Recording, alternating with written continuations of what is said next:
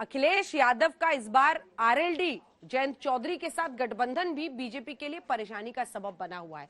क्या कह रहे हैं आरएलडी नेता जयंत चौधरी, सुनिए।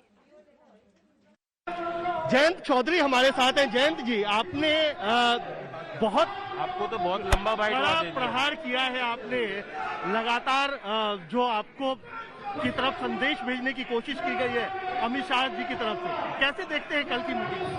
उनकी मीटिंग एक राजनीतिक स्टंट है। चुनाव में जो वोट उनके खिलाफ जा रही है उसे साधने की कोशिश है।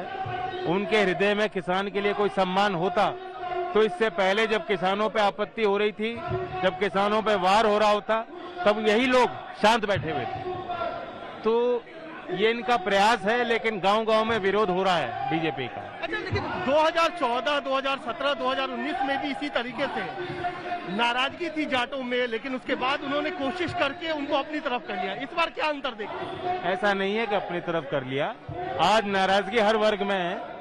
इलाहाबाद में जिस तरह से नौजवानों को पीटा है उसकी गूंज बहुत दूर तक गई है। अगर हमारे प्रतिभाशाली नौजवानों को इस तरह से पीटा जाएगा तो फिर युवा क्या करेगा? तो उत्तर प्रदेश में जो विकास की संभावनाएं हैं वो लोग हमारी तरफ देख रहे हैं बहुत आशा के साथ कि हमने जो गठबंधन बनाया है ये यूपी में परिवर्तन लाएगा। अच्छा, आपने मंच से कहा भी कि मैं चवन्नी नहीं हूं कि पलट जाऊंगा। किस कॉन्टेक्स्ट में कहा था?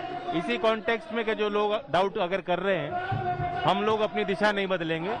हमने संघर्ष किया है, लाठियां खाई हैं, जनता के मुद्दों को उठाया है, वही हमें आगे करना है जो चौधरी साहब ने रास्ता दिखाया था। आपने ये भी कहा कि अगर हम मुझसे कोई गलती हो तो चौधरी अजीत सिंह जी का चेहरा याद करें। जी बिल्कुल, भावनाएं हमें एक दूसरे से जोड़ती हैं और उन्हीं भावनाओं को जिंदा भी रखना है, सिर्फ चुनाव के लिए नहीं, ताकि हमारे रिश्ते आगे मजबूत रहें। अखिलेश जी के साथ गठबंधन है, कहीं लगता है कि एक तरीके का जो उनका 2012 से 17 का जो कार्यकाल था वो कहीं आड़े आ रहा है, कहीं उसको लेकर के लोगों के मन में सवाल है? नहीं, ऐसा नहीं। कुछ गलतियां हुई, कुछ अच्छे काम भी हुए और उनको अनुभव मिला है और उसके बाद 5 साल विपक्ष में रहे हैं और हम भी लगातार विपक्ष में रहे हैं, संघर्ष किया है। तो हम दोनों मिलकर अपने उस अनुभव का प्रयोग करेंगे ताकि यहाँ बुनियादी विकास हो पाए। अच्छा, अमित शाह जी को अगर आप एक मैसेज देना चाहेंगे, क्या देना चाहेंगे? क्योंकि वो कह रहे हैं क्या कि हमें आपसे कोई परहेज नहीं है। नहीं, आपको किसानों से क्या परहेज है? लखीमपुर में न्याय क्यों नहीं दिला पा रहे? टेनी जी को बगल में क्यों बैठा रखा है? मेरे यही सवाल उनसे हैं। धन्यवाद। तो क्या लगता नहीं है कि चुनाव के बाद गठबंधन की कोई गुंजाइश? ये तो चर्चा आप ही चला रहे हो। हमारी तरफ से तो आपको पता है कितना स्पष्टवादी मैं हूँ, इससे ज्यादा स्पष्ट कोई कह नहीं सकता। कोई ऐसी गुंजाइश नहीं, कोई रास्ता